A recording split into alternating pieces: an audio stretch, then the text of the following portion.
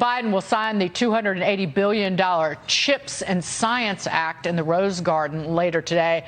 The legislation meant to boost U.S. semiconductor manufacturing and competition with China. CEOs of major tech companies, along with lawmakers and union officials, are all expected to attend.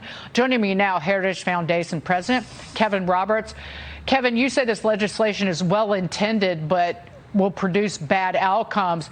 I just call it a bill that enriches the already rich in terms of industries. It just, again, you want to talk about fueling inflation.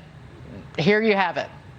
You're 100% right. It's nothing other than corporate welfare, as you've said all morning, Dagan, and as we've been talking about for a couple of weeks. The reason that I said the original idea was well-intentioned is that a much smaller version of this bill would allow us to confront China, which obviously is a huge weakness of this current regime here in the United States. But the problem is that original idea morphed into a typical Washington corporate welfare giveaway.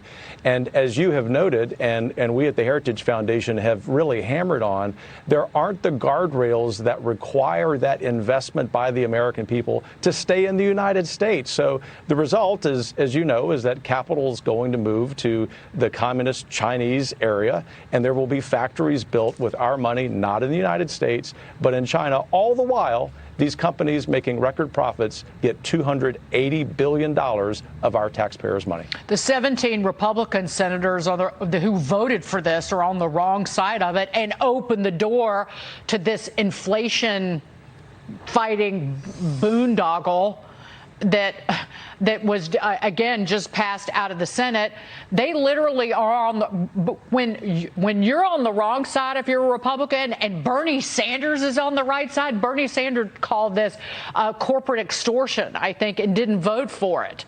But those GOP senators, again, they opened the door to more spending. I digress. Todd Pyros here. Jump in.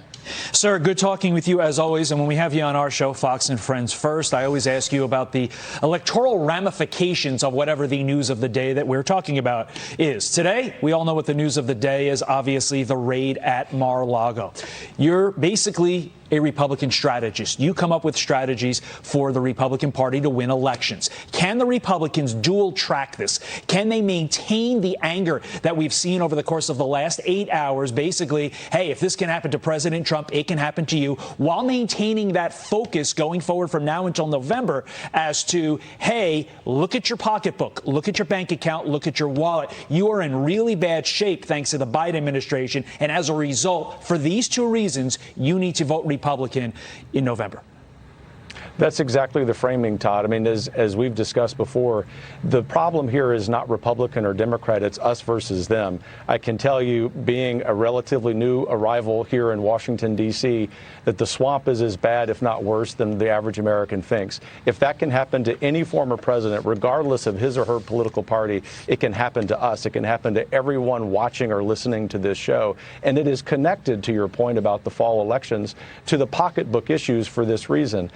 Inflation, the spending that Dagan was just talking about because of the CHIPS bill, because of the reconciliation bill, are all connected to the same thing, which is the over-centralization of power here in Washington. That's not an abstract idea. This is not theory. It's real. We feel it every day, and the prices we're paying at the pump because of the absurdity of this reconciliation bill. And unfortunately, we feel it when we see the reality of the surveillance state that this regime has built. Surveillance state. Well said, Kevin. I wonder, I don't get down to D.C. Well, I have to drive through it on my way to my hometown in Virginia. I don't stop, though, as a rule.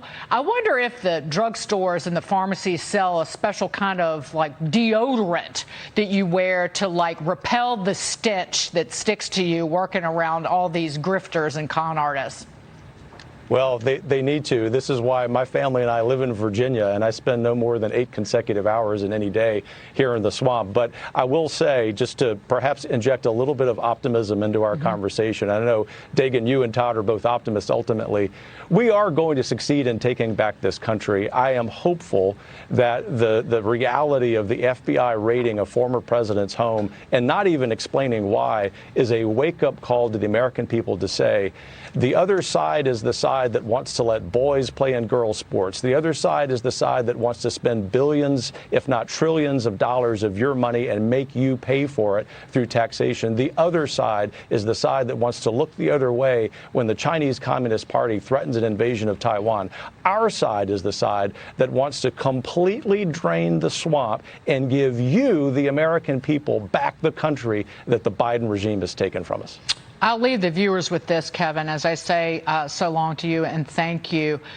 A giant raid on the former president's home in Florida on the day, the anniversary of the resignation of Richard Nixon. We can see it looks like an abuse of power, but again, it's just political manipulation, any which way you look at it. Kevin, thank you so much.